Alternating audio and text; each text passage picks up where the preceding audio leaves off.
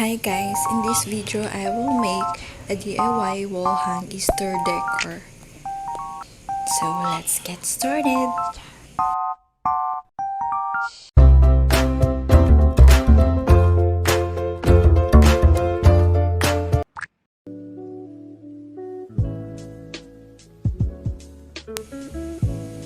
You may be able to see the following one-of-a-kind items in our page, Vintage Hab Decor. I will just put on the link under the description of this video so that you can check our page.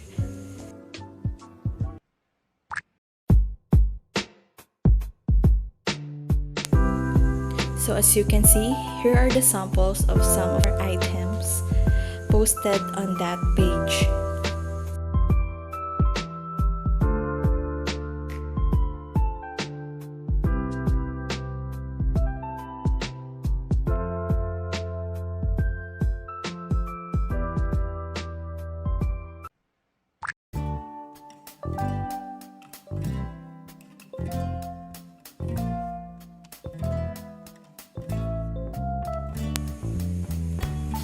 Firstly, I have my own wooden plank with jute rope hanger, but it is for wedding setups, so I ended up erasing it with paint thinner.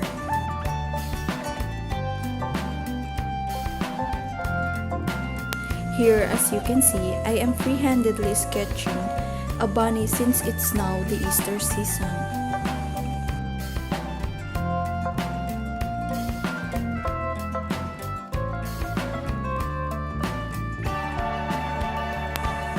Now, I will be erasing it to lighten the sketch and remove harsh edges since we will be painting it later on in this video.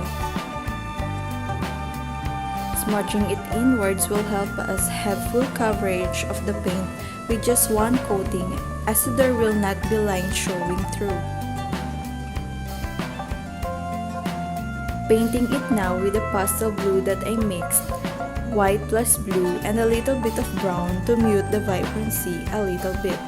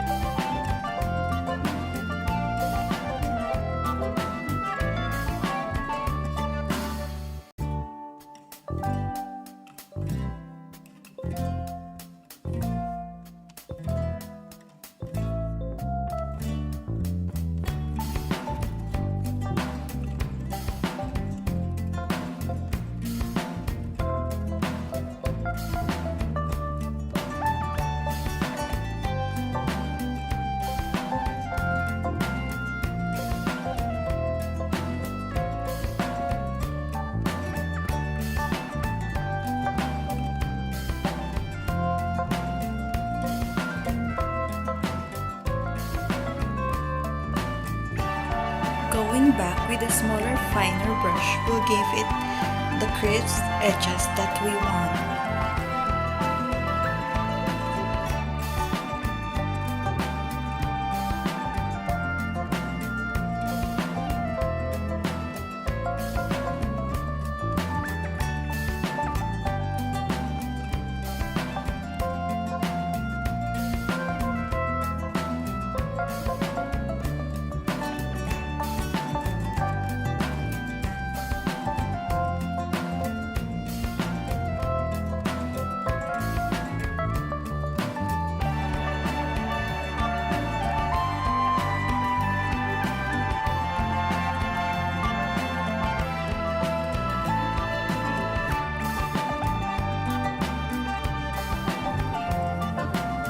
Here I am using a blow dryer with high setting to fasten up.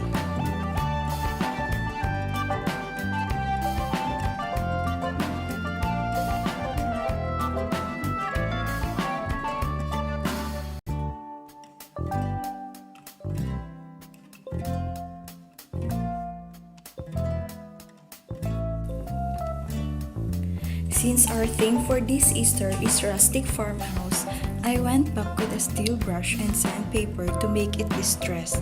After that, I made sure that it's completely dry. Brushing it lightly is safer as to doing it hard. Adding more scratches is easier than reducing, since light scratches will pile up anyways. Also, doing this method will give off more edge finish that looks like it got used and draggy anytime.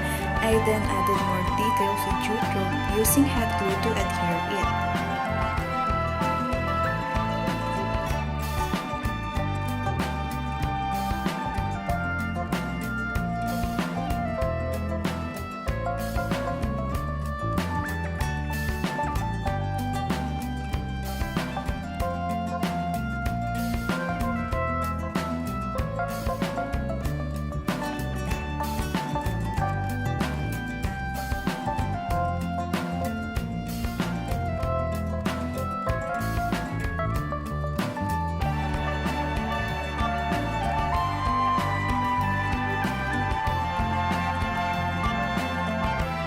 Overlapping the ropes together will make it easier to cut in the middle and stick nice and snug.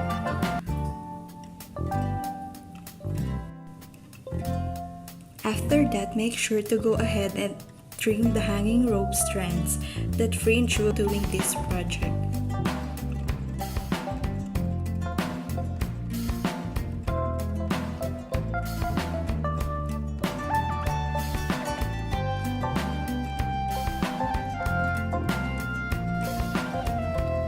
For top coat, I am using Rust Oleum Clear and went ahead and apply a thin layer.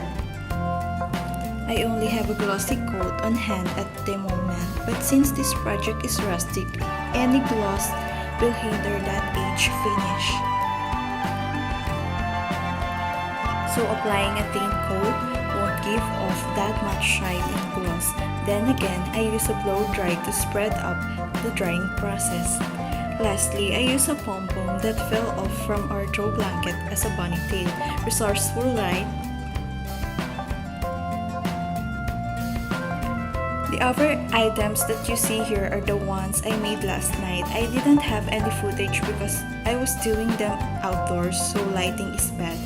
But anyways, that will be it for this video. I hope you enjoyed it. Thank you so much.